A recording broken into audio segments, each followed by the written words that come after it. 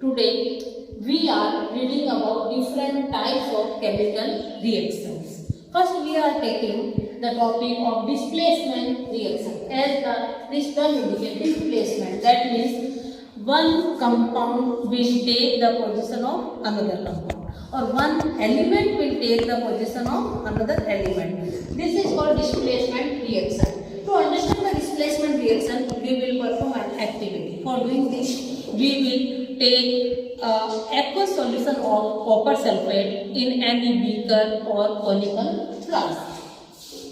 This copper sulfate, which is made in water, is called aqueous solution of copper sulfate, and the color of copper sulfate solution is blue. Now, in that copper sulfate solution, we will keep an iron net for few hours.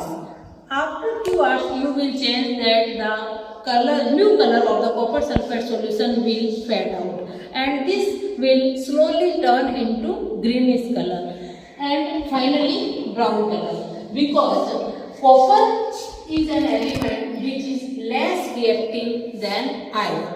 Iron is more reactive than copper, so this iron will replace the copper ions from copper sulfate compound, and it will take its place. Now ferrous sulfate will be formed and copper will come out from it. This ferrous sulfate compound is greenish in color. That's why the color of the solution will change. So this is an example of displacement reaction. Now the second is decomposition. Decomposition. It means a single compound will decompose into two or more compounds. Decomposition means breaking down. So a single compound will breaks down into two or more compounds. This decomposition reaction can be occur by changes in the heat, that means when you increase the temperature, or with the help of light, or with the help of electricity also.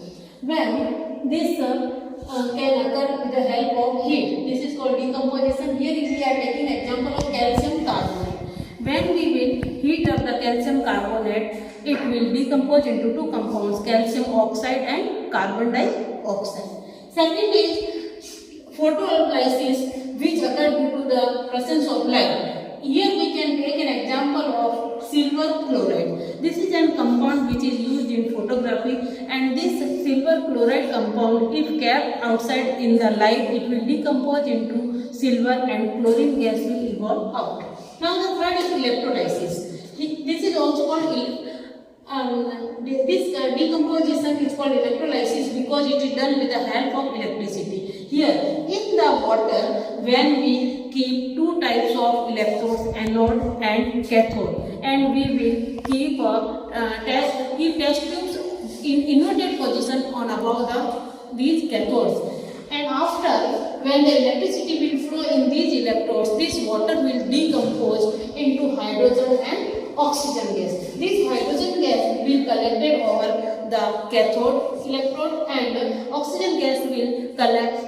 just above the anode. So these are the examples of decomposition reaction. Now combination. Combination means when two or more compounds will combine together to form a single compound. So this is called combination reaction. Here is an example of combination reaction. This is burning. When burn anything, like the carbon and oxygen will react together to form carbon dioxide.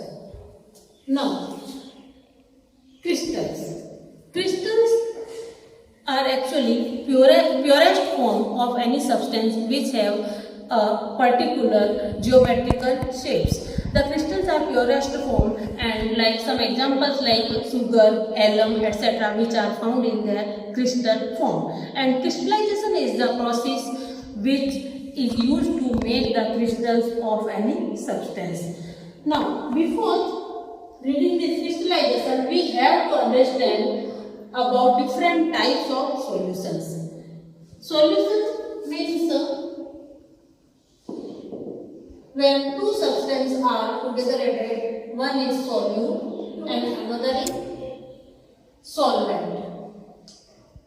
Here, solute is in the solid form and solvent is in a liquid form. For example, if you take some sugar and in a container, in any tumbler or any beaker, like 50 gram of sugar you are taking and you are adding water in it. To some extent, this sugar will completely dissolve in water. Now you will add some more quantity of sugar in that. Then you will find that it is difficult to dissolve that sugar in the same quantity of water, and the excess sugar which you are adding in it, it will settle down. So this is a solution which is called saturated solution. Now no more quantity of sugar can be dissolved in it. Now we will heat it up, and after heating that extra quantity of the sugar which you have added, it will dissolve. This is called supersaturated solution. Crystals are made from such type of supersaturated solutions only. And how it can be made?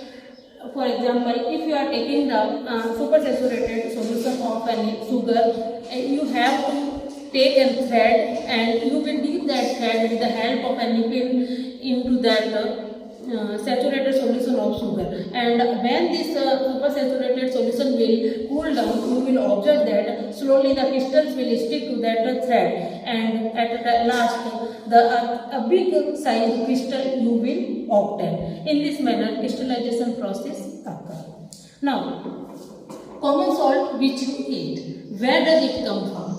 You know that in many lakes fresh water is found, but in oceans salty water is found, and the salt is obtained from such salty water from the oceans.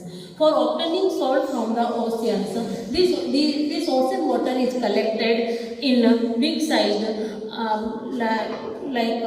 columns etc., which are made on the land, and water is collected in that, and this water will get evaporated and salt will remain there as a residue. In this manner salt is obtained from the ocean water.